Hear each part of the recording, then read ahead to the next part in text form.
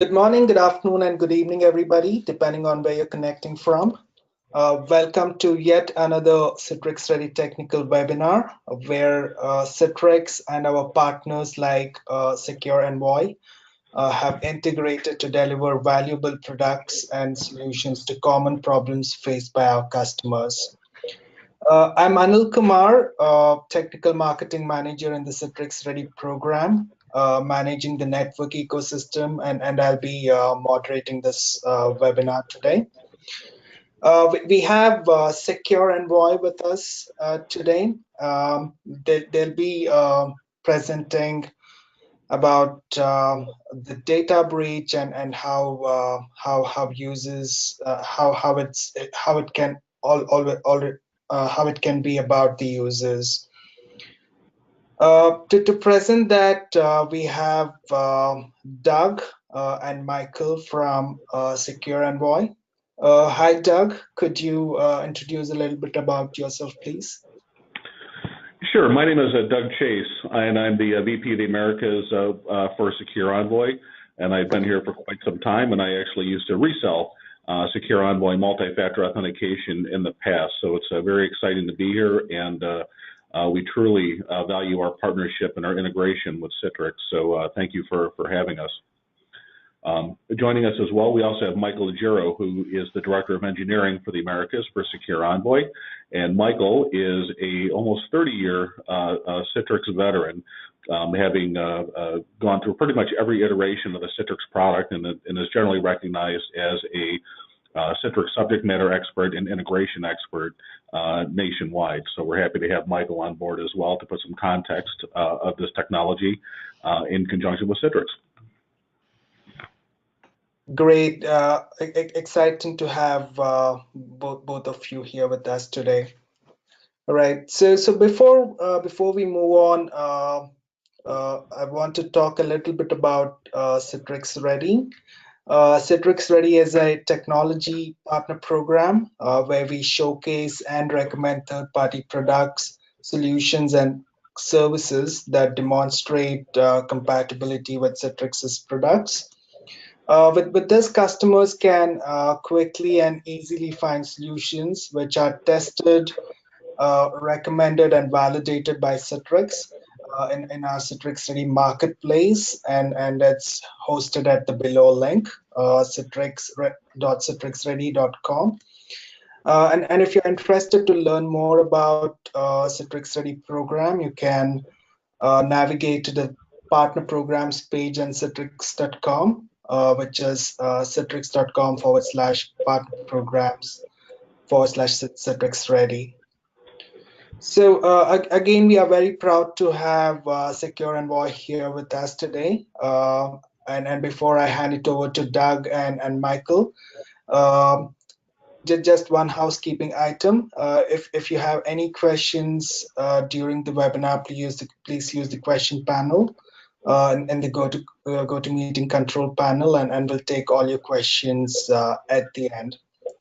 So, Doug, welcome once again to the webinar, and it's all yours. Great, thanks, Anil. So, just a little bit of background on, a little bit about our agenda today. We're going to talk about, generally speaking, the nature of data breaches and some of the more common ones. And then we're going to talk about how it relates directly to user activity, what they do and don't do that cause cybersecurity professionals problems within their organizations. And then we're going to talk about some options in terms of how you might deploy a technology like ours and some of the different methods that you can use from a cybersecurity best practice approach. So just a little bit about us, right? So SecurEnvoy was founded in 2003 in the UK, and we have US headquarters here in Naperville, Illinois, which is where I'm calling you from. And we were one of the original pioneers of tokenless two-factor authentication. Our founder, Andy Kemshall, actually, back in the day, used to work for RSA. He was tired of using tokens and thought there was a better mousetrap, and started delivering tokens through SMS. And the organization grew from there, and we're pretty excited about where our innovations are leading with our particular technology. We do have thousands of customers globally with well over 100,000 end users using our multi-factor authentication product. We're operational globally in 45 countries. In 2017, we were acquired by the Shearwater Group, a private equity group that has made some significant investments in personnel across the board in helping us to be able to innovate more along the lines of what our customers and what we think the market is asking for, and certainly investments in personnel as well. So we're also very proud to be a Citrix Ready Premier partner. SecurEnvoy has been a integrating partner with Citrix for many years. So we've always been able to integrate within the Citrix ecosystem, and particularly the Citrix NetScaler in the storefront, and back before the name changes, the Zen Desktop and Zen app. So Citrix as a kind of a single sign-on into your environment application is a very nice launching pad to use multi-factor authentication, because as we'll kind of see, just being able to gain access to a username and password is a bit of the keys to the kingdom. So if you're not protecting your Citrix environment, although it makes it easier for logging into storefront and getting access to your applications, it also does provide a singular vulnerability where if somebody were to gain access to that Active Directory username and password without using two-factor authentication, it can be a real problem very quickly. So Verizon data breach reports come out about once every year, and this is from the 2017 report. I did take a peek at the 2018 report, and it's actually very similar to this one. And the gist of it is this, is that 81% of all data breaches are caused by hacked and weak passwords. And one of the ways that we kind of frame this observation is that if you're a hacker and you are trying to breach an organization, and you as an organization have done everything right, you've done all the firewalls and the VPNs, and you have the intrusion detection, and all your servers are patched up, and alert monitoring, all these things. Simply speaking, if you have access to a username and password, you have the keys to the kingdom. You can do anything you want to for the most part, and hackers have. 75% are perpetrated by outsiders, so no surprises there. A full almost quarter of them involve financial institutions. And as I like to say, what is Jesse James rob banks? Because that's where the money is, right? With the rounding out healthcare, public sector, retail, and hospitality. Reason is because these records and assets that are being stolen are the most valuable pieces of items on the dark web that you can get. They're just incredible, particularly healthcare records, which is a magnitude of 2 or 3 times any other record. However, financial institutions continue to get breached because obviously that is where the money is. 73% were financially motivated. It's an easy way to get rich if you're if you're a hacker. So now we discuss, why is it all about the user? Well, usernames and passwords are the lowest hanging fruit. And when I say that, once again, I'll kind of reiterate that you can be doing everything right, but if you are a hacker and you want to gain quick access into any system within an organization, you will be able to use a username and password to gain access to that. And so, when we talk about 81% of all data breaches are hacked and weak and stolen passwords, that's absolutely, I would have to say that's absolutely accurate. Even if I didn't see the Verizon data breach report, I would believe that to be true. Users usually have terrible passwords, and that's just human behavior. Complicated passwords encourage calls to help desk. So even if you try to employ a strong password policy within your organization where you're using, ampersands and special characters, and uppercase, lowercase, all that type of thing, 8 digits, users tend to forget them. And when users forget passwords, one of the first, unless you have a self-service password reset, which a lot of organizations do have, but you're making calls to the help desk, or even worse, you're putting it on sticky notes, which still happens, and sticking it to your monitor and logging in that way. So users will find any way to circumvent strong security policies, particularly as it relates to passwords. We talk about users having all the access. So what do users have access to? Well, it depends on the user. If you are a patient, you have access to a patient portal. If you're a physician, you have access to a physician portal. If you're in the law community, you would have access to your client files, all the document management systems within that organization. If you're in HR, you have access to all the personnel files and records. In finance, you have all the, in credit unions, you have access to all the databases and financial information of the people that do business with you. So everything boils down to the user and what they have access to. And it's our contention that any login event that exists within your environment is a potential open door to a problem.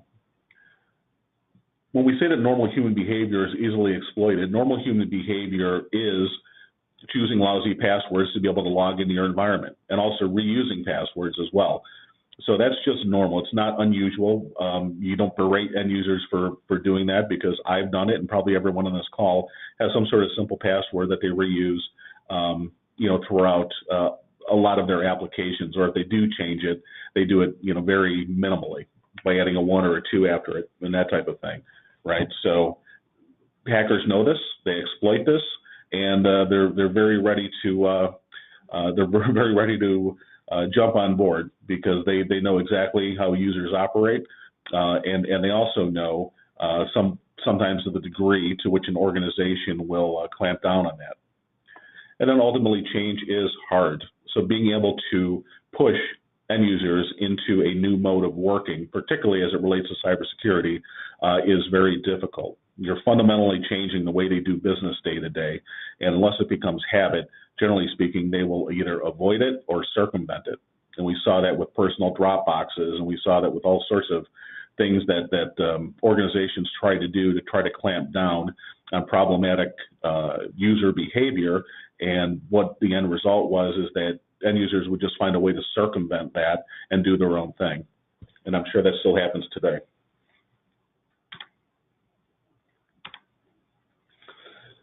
So we don't have to look very hard to find examples of data breaches in the news, right? So 2018 was dominated by them, just like 2017, and probably 2019 will as well. So this is nothing new.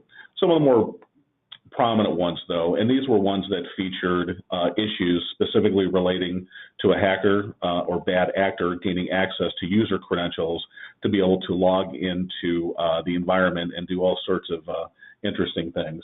So Deloitte lost many client files, doing a tremendous amount of brand reputational and just flat out cost damage. YouTube, the Vivo channels. Anthem Blue Cross, a judge approved a $115 million settlement over that, which was one of the largest ever recorded class action lawsuits ever filed that had to actually be paid out, right? And we can go on and on. We can talk about eBay, we can talk about PayPal, we can talk about LinkedIn, we can talk about Target stores, right? We can literally rattle off 20 or 30 immediate data breaches that have affected us all, frankly. And if the statistics hold true, 80% of those data breaches were caused by weak and stolen passwords. So the breach report came to some conclusions, and one of them was it's not a matter of if, but when but when you're going to get attacked.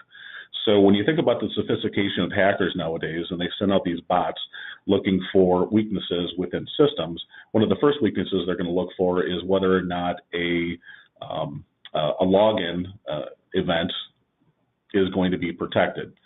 If it is protected, they'll move on to the next one. If not, they'll make a note of that and perhaps try to break in later. So, and the fact is that most organizations have already been hacked to some degree, and it's just kind of a time bomb waiting to go off whenever the bad actors, the hackers, want to go after it at their convenience.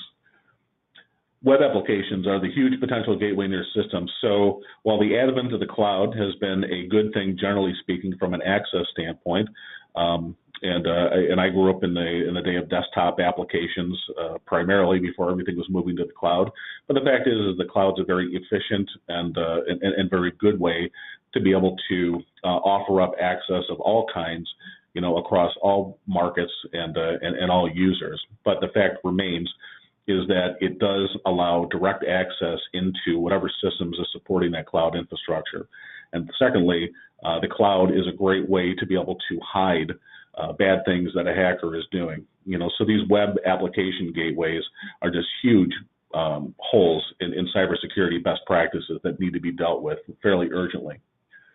We talk about people remaining a big cause for concern. So what do we mean by this? It means that you have people that are coming in all over the place, You have people that are coming in remotely. You have your employees.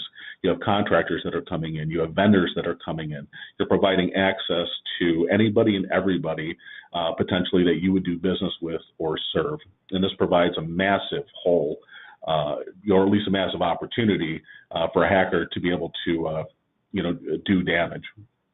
And this is why it's so prevalent and why it's so important that multi-factor authentication in particular is such a critical component of a best practice cybersecurity posture. And then, of course, uncovering a data breach can take months. So what ends up happening is that once a breach occurs, the hacker hides their tracks, and they go about and do their business for months and months and months until they get as much as they care to get before you folks either find out about it or they get bored or they've basically reached the limit of the assets they can steal. And by the time that a data breach is found out, we know a couple of things. Number one, it's very expensive. Trying to uncover not only the nature of the breach, but how much damage was actually being done.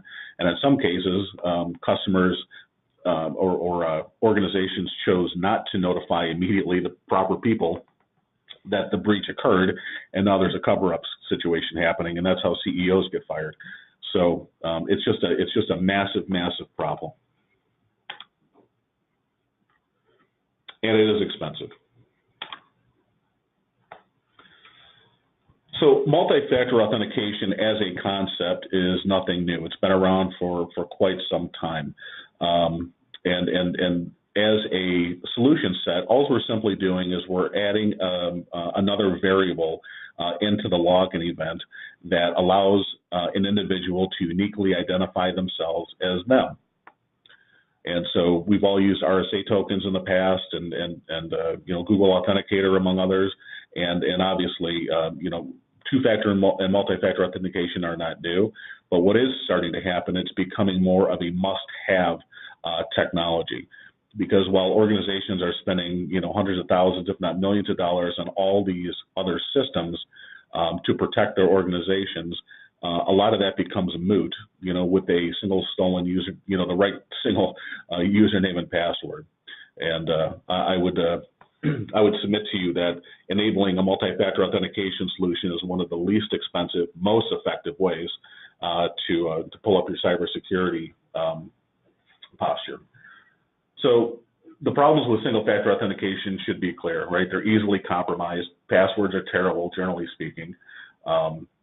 Users reject strong passwords. So even if you try to enact a strong password policy, that has its own set of issues.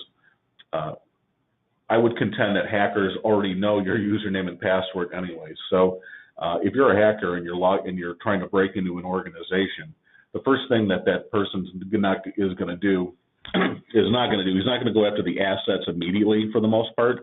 What he's going to do is going to try to break into the Active Directory domain and database to get all of the usernames and passwords, get them out, and then go ahead and use them as he sees fit. So it would not be hard to go onto the dark web and just find probably millions of spreadsheets that have the full usernames and passwords of pretty much any organization on the planet. It's already there. It's already out there. I guarantee it. And then, of course, it's the single biggest target. So knowing all of this, why wouldn't a hacker take that approach? It's easy.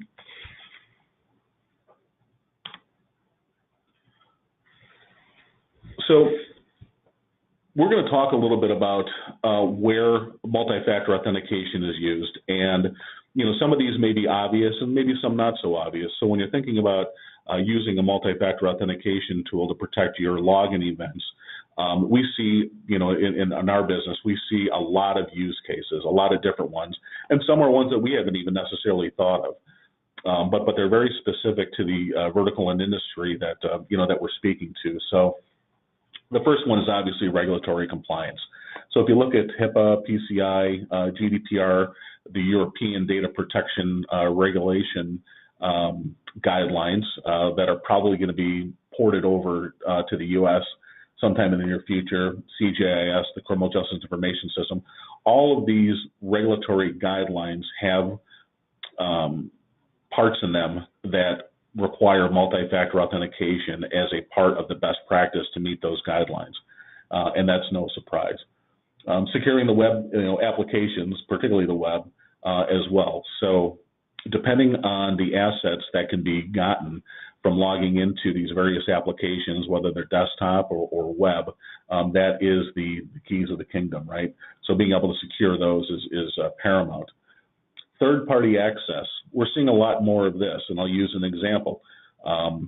If an organization is doing business with other companies, and perhaps one law firm is talking to another law firm about a big case, and they grant each other access into each other's document portals to be able to view that information in the case, that's a massive hole, right? So both of those organizations should be protecting their assets, using some sort of multi-factor authentication.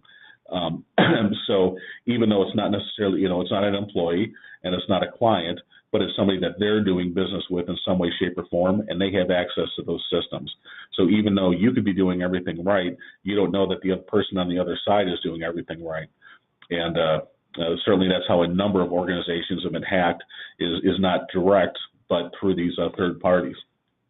And just overall best practice cybersecurity standards. So if you, as an organization, take cybersecurity seriously, and hopefully you do, but those do, things like behavioral analytics,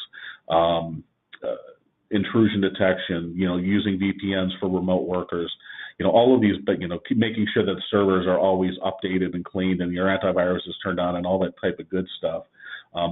Why would you leave that massive vulnerability, which is an unprotected username and password, right? So, as a best practice, it's absolutely paramount. So who does this affect? So employees, business partners, customers, vendors, contractors, essentially, in summary, all of these people have logins into your environment potentially, and that becomes a massive issue. And I would also, as an exercise, just for grins, you can go to Google and you can just type in admin login, and you will see a number of open logins. Frankly, maybe some are protected, some aren't, but there's no lack of login events potentially that could be had.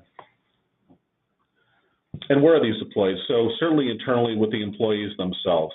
So even if the employees are behind your own firewall and you're doing everything right, if all it takes is a good piece of malware or a clever phishing technique, for them to be able to gain access to the internal systems. In that case, is even worse, because now they're already inside the network itself, with credentials that work, causing just a massive set of problems.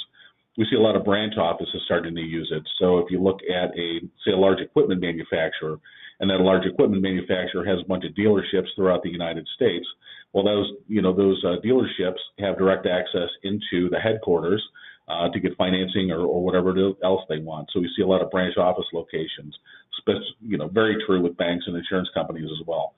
Lots of remote locations, work at home.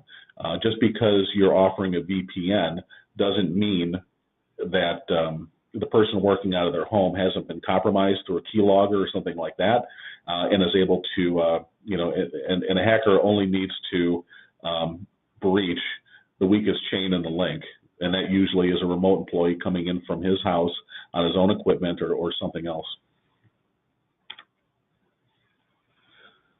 These are some of the common use cases that we've seen, and maybe some of them are uncommon, but certainly in our practice we see them a lot. So credit unions want to be able to want customer support to challenge members. So, we've been involved with projects where the problem is that a bad actor would call up pretending to be a credit union member, and typically speaking, they would be using stolen credentials, more specifically a patient health record, for instance, which has all of your information permanently on it. The customer service rep challenges the bad actor with a couple of challenge questions and some pertinent information. They answer correctly, and now they get access into the finances of the individual that they've stolen the identity of. And once they do that, they're able to transfer money and do all sorts of awful things, that cost lots of time and money. And one of the organizations we talked to, financial credit unions, averaged that they were losing about $5 to $10 million a year on these particular issues. So what they wanted to do was be able to enable customer support to send the person calling a secure key with a mobile phone that they had on file, challenge them with a 6-factor authentication or the 6 digits, and once they fed it back correctly, they could truly identify that individual. And I thought that was kind of interesting. It was a little bit of a reverse engineering of technology like this, but it's something we could certainly do. Healthcare needing to impose controls on external vendors, partners, and labs. If you're a blood work lab and you have and you're doing work, contract work for blood results and things like that on behalf of a large health system, well, they have access. That blood work lab has access into physician portals, patient portals, and all sorts of vendor portals, probably that type of thing. Low-hanging fruit. Law firms need to protect their intellectual assets. We're seeing more of that. Retail, of course, needs to protect access to customer data. We don't have to discuss the Marriott data breach of 500 million records, of which mine was one of them, and probably anybody on this call who's ever used Marriott. Manufacturing needs to protect their intellectual property and logistics. More of that going on, particularly from across the seas in Asia. Education needs to protect student faculty data. That never changes. And then the government needs to protect citizen data and critical systems. We're, as a vendor, starting to see a lot more activity in the utility sector. When we talk about these large, complex systems that control water, water departments and, gas and energy organizations, the ability to be able, in all of these SCADA systems, these systems that control these complex mechanisms are generally available on the cloud as well, more and more. All the hacker needs to do is get access into those systems through an unprotected username and password and shut down power grids and counties and things like that. It's very serious. So if anything, we're trying to create a sense of urgency to the folks on this call that if you're not currently using a multi-factor authentication technology, I can tell you without a doubt it is one of the single biggest gaps in your cybersecurity best practices, hands down. So what is the bottom line? Using some sort of MFA technology significantly improves security.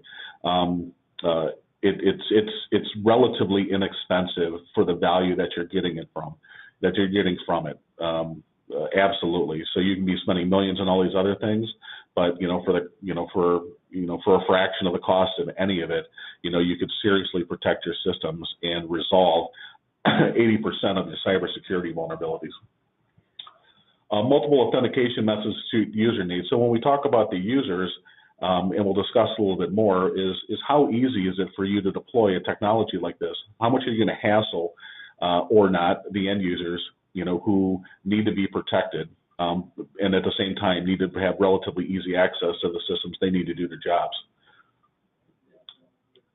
We provide a one-time unique password for each transaction, and any multi-factor authentication technology will do this. But of course, the benefit is that unique one-time passcode or token or authenticator is what uniquely identifies that individual as them. When we talk about this reduction of identity theft, hacking, and phishing, which are the people problems, when you have a phishing activity going on within an organization, it's to steal credentials. When you're talking about identity theft, it's to steal credentials. All of this stuff is related to people and pretending to essentially be someone else so that you can gain access to whatever systems that they would have access to. And if it's whether it's customer service, whether it's the executive suite, whether it's human resources, whether it's anybody in the organization, it's all up for grabs. Certainly enabling remote worker access. Hackers will move on to easier targets. So what this means is that if a hacker breaks into your environment in one way or another, let's say they get through the intrusion detection or do a phishing or malware, or however it is they get access into your systems, once they come across the challenge of multi-factor authentication, in all likelihood, most of them will give up. They don't need to go through the hassle of trying to break through a multi-factor authentication system when they can simply go on to the next organization that does not have those challenges and is much, much easier to breach. So you lower your attack footprint. just generally speaking, by deploying technology like this. And then, in some cases, lower operational costs via less help desk calls. And what we mean by this is that once you enable multi-factor authentication, the password no longer means that much. When we looked at the most common passwords like password 1 and 123 and Donald and all these other terrible passwords 1 2 3 4 5 6, that becomes irrelevant, because if you are 2FA enabled, a hacker is not going to be able to access the systems unless they have a unique one-time passcode, period. And because of that, users will not have to be calling help desk and bothering for password resets, and you as an organization don't necessarily have to try to enforce strong password policies that the end users are going to forget anyways. So when you're looking at technology like this, getting a little bit, into the weeds here, there's a number of different ways. There's some decisions that you have to make in terms of how you might want to have this thing set up.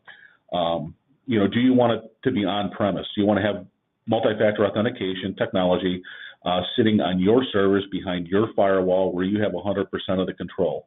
Some organizations really like that, and particularly high value organizations such as healthcare, finance, insurance companies, utility companies really like the idea of being able to control their own destiny with software like this, as opposed to cloud-based solutions.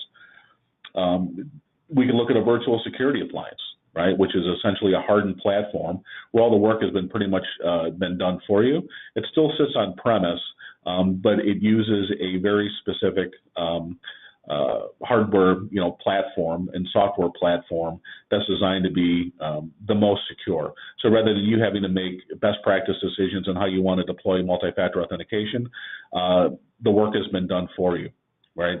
On a virtual security appliance, all the best practices are already in place and ready to go. So we consider it plug and play. Or do you want to do a secure managed cloud, type environment? Do you not want to deal with it at all on your environment? And, do you want it to be managed by someone else? And that's fine too. Obviously cloud-based solutions in this space are prevalent and certainly not uncommon. There are some organizations that don't necessarily like synchronizing their Active Directory credentials over the cloud, but it is easy, certainly, number one. From our perspective, if it can just be managed so that it just becomes another utility within your environment, that's great too. The point is you do have options. The other component that you want to look at is how many ways can you deliver a token to an end user?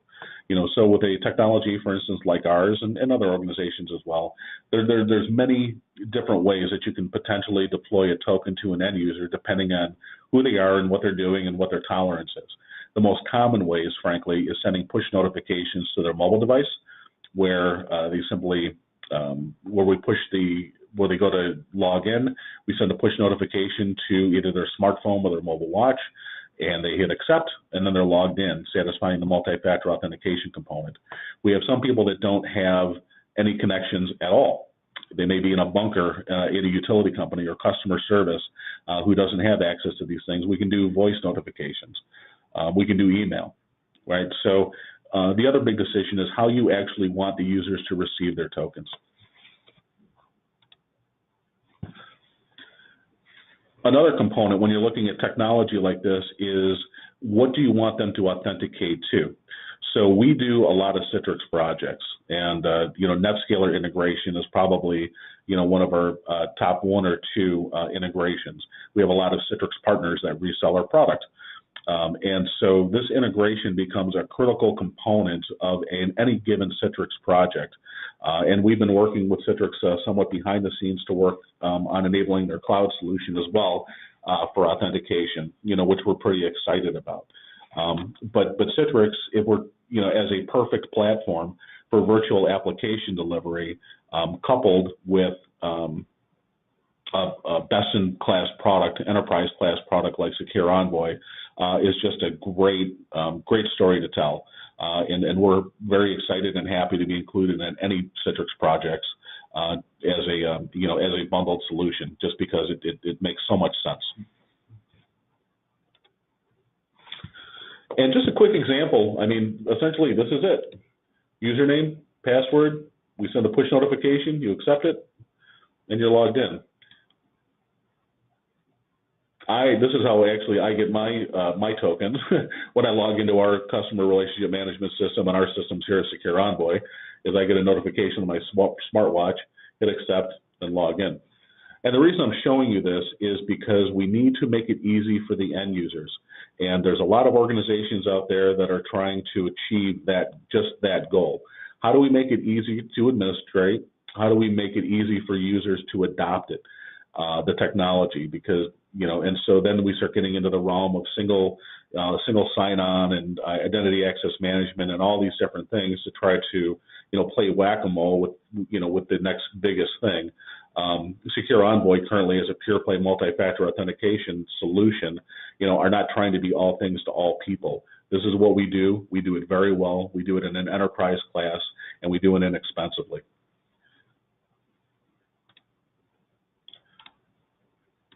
And then coming more and more, we see a lot of near-field communication type of technology. And this is kind of starts getting coupled with biometrics, so that something you are, which is your fingerprint, but something you own, your device, is what allows you to be able to gain access into these systems. And this probably is the most secure, although near-field communications is not very prevalent, frankly, here in the United States. It's starting to gain massive traction over in Europe. Europe has been doing, pay by phone and things like that, much farther ahead than we are. So we're still playing catch up on some of that, but we're getting there, and we support it. With that, I'm going to, before we get into question and answer, I'm going to go ahead and pass presenter role over to Mike Agiro. We look forward to any questions that you folks may have on my presentation. But Mike was going to take you on a walk through, kind of what the interface looks like. This is, for the engineers in the crowd, just to give you a high-level overview of how a solution like this works. How it makes sense in a Citrix infrastructure, and just maybe some configurations that that I would say are best practice. So Anil, if you could pass presenter role over to Mike, I would appreciate it. Thank you. Thanks, Doug. Will do.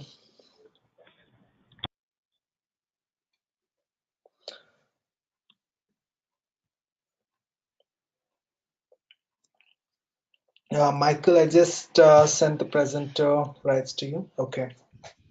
All right, guys, you guys should be able to see my screen, although I'm not quite sure which screen you're seeing.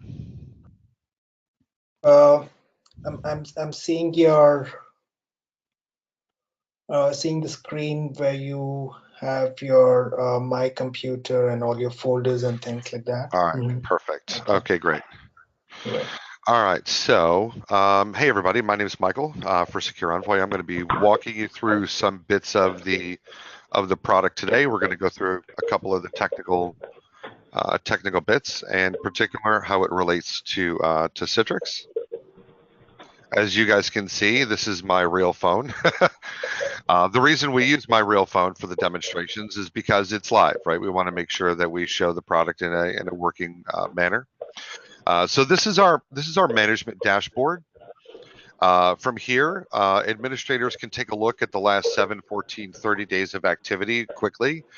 This gets you to see that we've got 111 successful logins, 29 failures, most of which are using soft tokens. Here's a temp code, a couple of static codes. Because it's a lab, we do a bunch of different stuff in here. In the middle here, you can see the last 10 events in the logs. And that's kind of important because administrators sometimes like to get into the dashboard and see exactly what's happening quickly.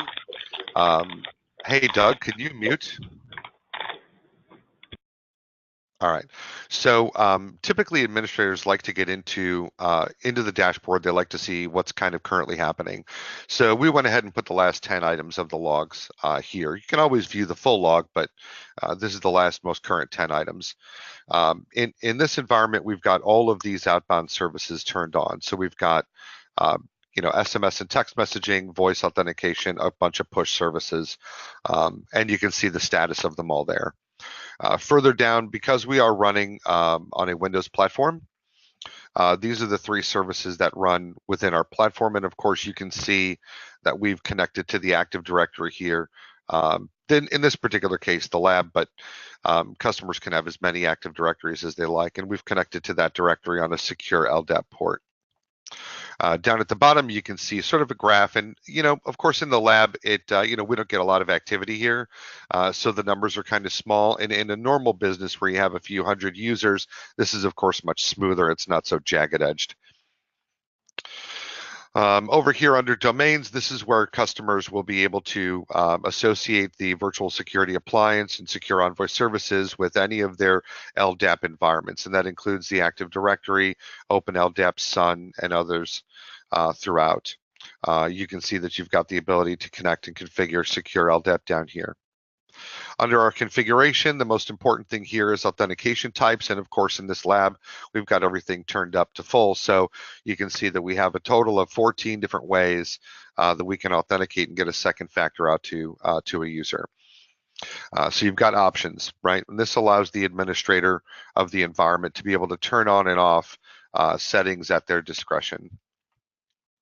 Because we only have one version of our product and it's the full version, we deliver that product to the customer, and then the customer is able to then make these adjustments as they see fit for their business.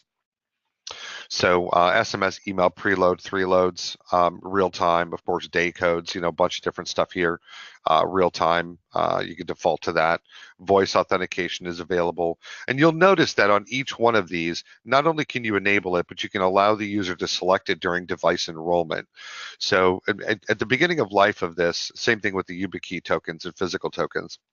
So at the beginning of this, a user gets sent out a welcome email that's crafted and sort of designed by you guys. We have we have some defaults, but you guys can customize. And in that email is a link and some instructions on what to do. And they follow that link, they log in with their Active Directory credentials, then they load their mobile app, and then they scan the QR code, and they essentially come away with this here. So once they have the mobile app, then they're able to go ahead and select any of the different various ways that they want to authenticate. As you can see, our mobile app is available for a multitude of things. I particularly use it to not just secure my my lab environment for work, but also my Amazon account and my Facebook account. Temp and static codes are always good. Static codes you need to really exercise some caution with. We only do this in the lab just to show what it's capable of, but for production environments, this is normally disabled. Temp codes are good for temporary users. So if you have a contractor or you have a temporary employee that they're going to be there for a certain short period of days, this is always good. This is also the temp settings that go for self-help. So number one question that I get from a technical perspective is, thanks a lot for making me fully dependent on my mobile phone. What happens if I drop it in a parking lot? What happens if it breaks? It's not functional. What do I do? The self-help portal that we offer allows users to be able to log in using their Active Directory credentials and answering some security questions and be able to provide themselves with a temporary code so they can get through the day. You can make the adjustment of how many days that involves here. The product is radius based, so we're going to be focusing on the NetScaler at the moment. This is our configuration for the NetScaler. You can see radius is fairly simple. It's been the same for 25 years. Radius is radius. It's machine-based authentication. So we have a shared secret that goes between both devices, and they'll tell each other the shared secret, and then they can trust each other. We're providing the second step in a separate dialog, and we're going to do it for this domain. Down here under advanced features, customers get the ability to turn on trusted networks. So if you want users to only be prompted when they're external, you can do that by adding your internal networks here as part of your trusted environment. You can also block networks. And we can return any radius attribute, which is pretty standard in the business. From a user perspective, I'm going to go ahead and look myself up because I have a lot of stuff going on in my account.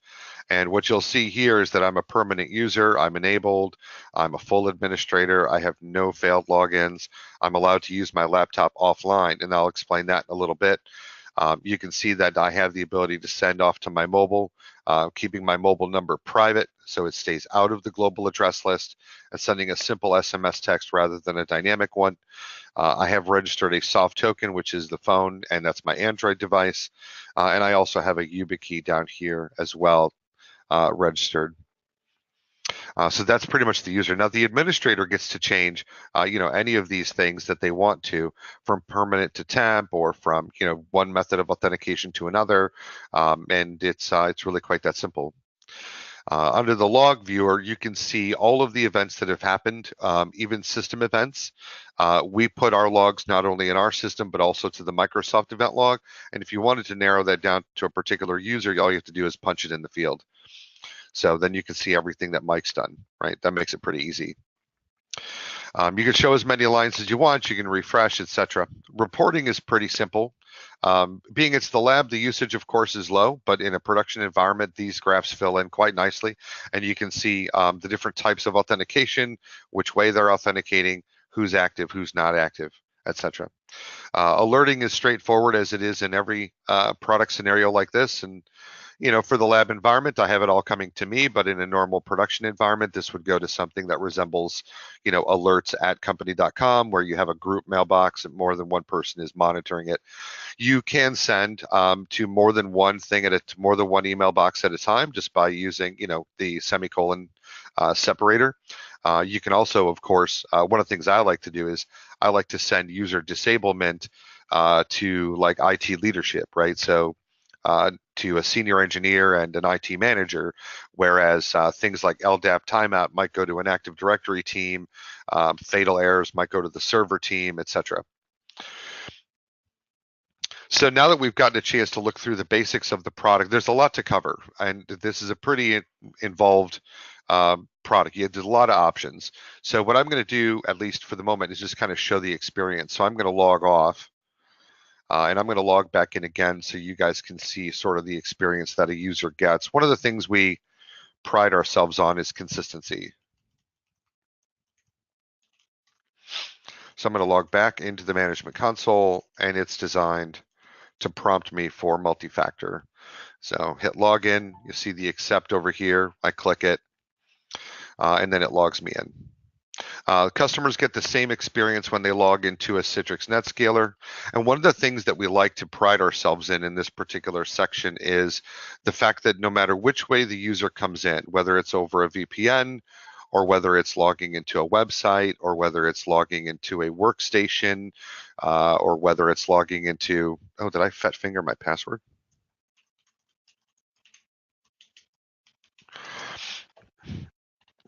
So whether they're logging into a VPN or a checkpoint firewall or any of the other devices, the consistency is important, because we need to make sure that acceptance is happening.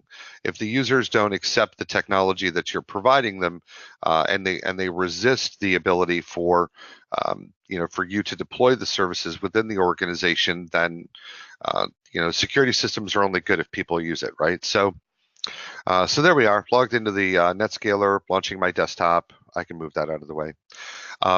Configuration with the NetScaler. So let's go ahead and show that off, right? I want to show you guys how easy it is, since this is a Citrix call, to show you how you can configure your NetScaler, or frankly any other device, for authentication to our services. So for those of us on the call that are NetScaler folks, you guys will find this straight away. So let me make this bigger. So we're going to go into the NetScaler gateway. I'm going to go to my virtual server. I'm of course going to edit this virtual server to show you the properties of it. This NetScaler is default built out of the box, thrown into Hyper-V, no big deal. We actually used the wizard for everything. So even though I could do it all by hand, didn't want to, I just went ahead and used the XenApp Zen Desktop Wizard to walk through the full configuration and let the NetScaler do all the work for me. So I wanted to show what that was like for customers that don't do things manually. So editing the virtual server, you can see I've only got one authentication policy, and it's the radius policy. This is important for me to explain, because a lot of two-factor organizations require you to do the LDAP authentication first, and then a second radius or second step here as a primary and secondary authentication. The reason we don't do that is because we proxy both of those on your behalf. So in a sense, what's happening now is the NetScaler is sending the credentials that it's gathered, the Active Directory username and password, and it sends those to the SecurEnvoy server securely encrypted through Radius, through the Radius configuration. Once we receive that, we actually go ahead and submit that to the Active Directory on the behalf of the NetScaler. The Active Directory returns positive response, and then we send out the push notification or any other two-factor that the user has selected, because the user selection for how they want to receive their token is a user-by-user type of environment. So we send out the requirement for the second factor, and when we receive that back, then we go ahead and tell the NetScaler that everything's clear to go, user's good. So that's why we only need one authentication policy. This authentication policy simply points to the Radius server that I've configured. So if we go down here under policies and just go to authentication and down here under Radius, you'll see that there's a Radius policy and there's one Radius server. So running over to 10.0.0.54, it's a lab, and running over here to on port 1812, timeout 20 seconds. So that's the server we're sending it over to. This is the policy that we created. Of course, as you know, the policy contains things like the shared secret and so on, right? So once you enter it, it goes away, but this is the shared secret and all the settings for standard out-of-the-box stuff. There's nothing there that's special. And that's how that works. That's how easy that is. Integration with the NetScaler is literally a 5-minute job. So that's the basic coverage of the product. Where there, I think it's a good time for me to take some questions. Thanks, Michael. I think it was a great demonstration of the product, and certainly the integration with NetScaler is pretty straightforward. I think it was a wonderful presentation and a lot of very useful information shared with our attendees today. So let's move on to Q&A quickly. I think we are hitting the 1 hour mark.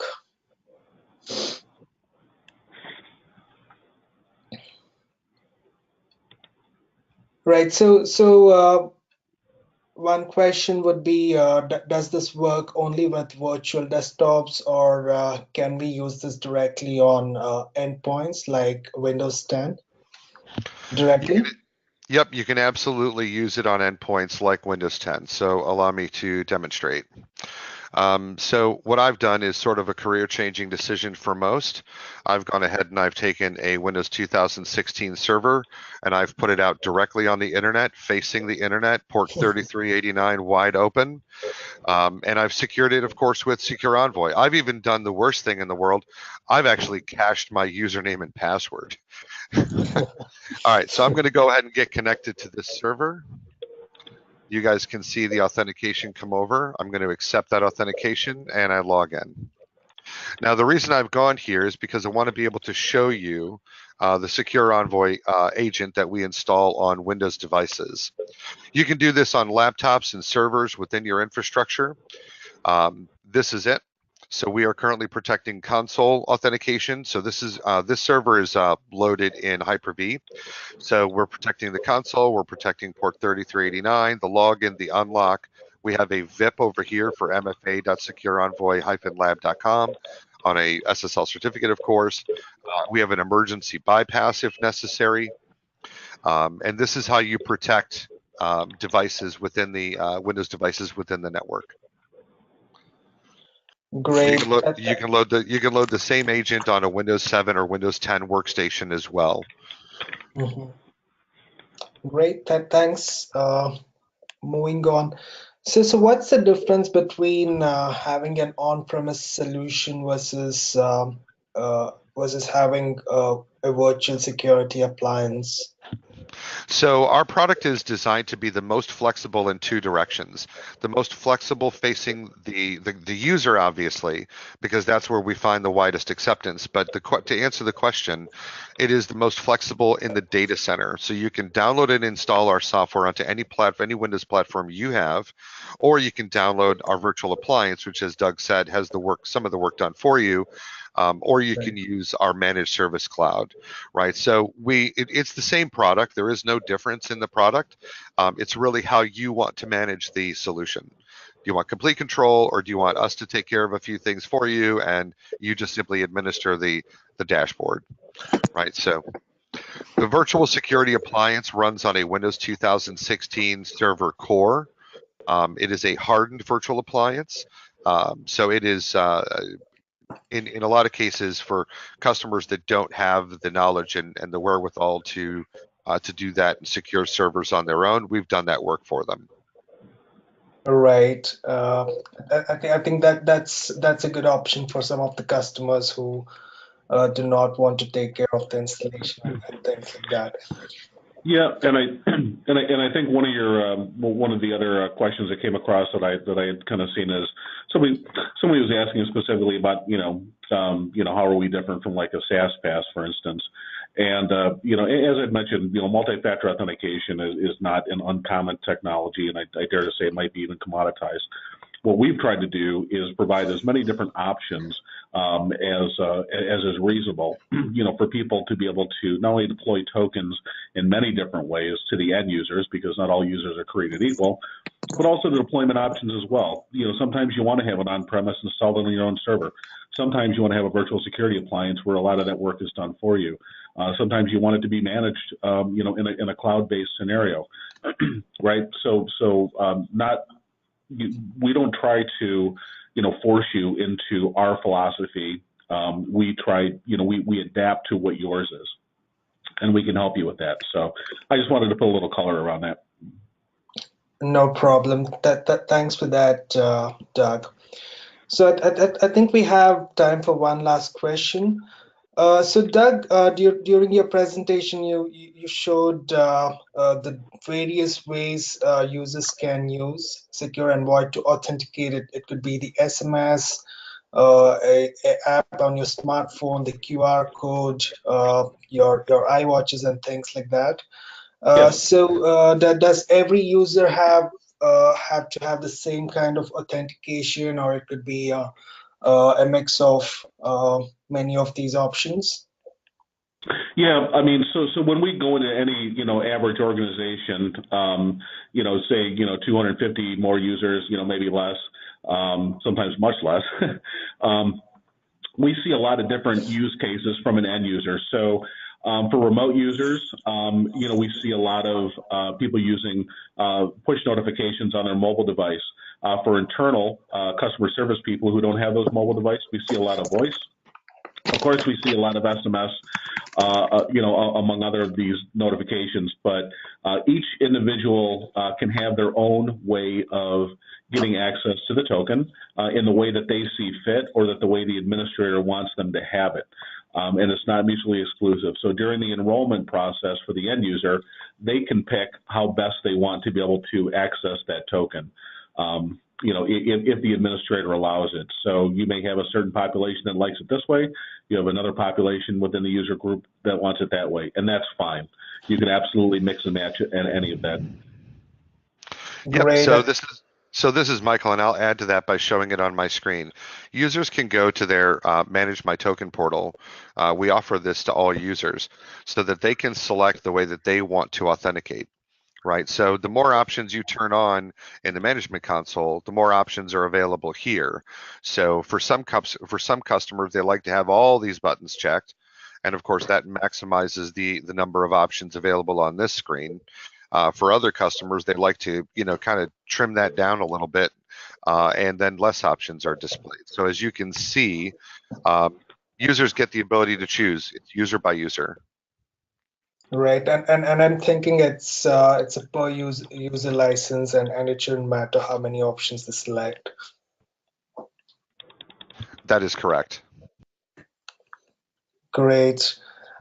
So I think that's the time we have for today. We have a few more questions, but we'll reach out to these attendees over the email.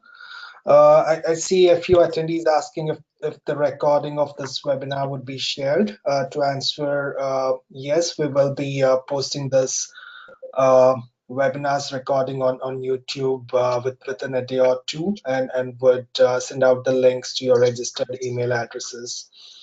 And I also want to take a moment to thank Doug and Michael once again for this fantastic presentation and sharing great insights about multi-factor authentication with us. And last but not the least, I want to thank each and everyone who made some time to attend this webinar today in the Citrix Ready Technical Webinar Series. And this shall end our broadcast for today. Thanks, Doug. Thanks, Michael. Thanks, guys. And please don't hesitate to visit SecurEnvoy.com, where we do actually have 30-day trials of our product, full-featured, available. And we'll be happy to help anybody out with that if you'd like to. We'll send out a courtesy note as well. Please don't hesitate to visit our site. Thank you. Thanks, guys. Have a great day. Bye-bye. You too. Thanks, everyone. Bye-bye.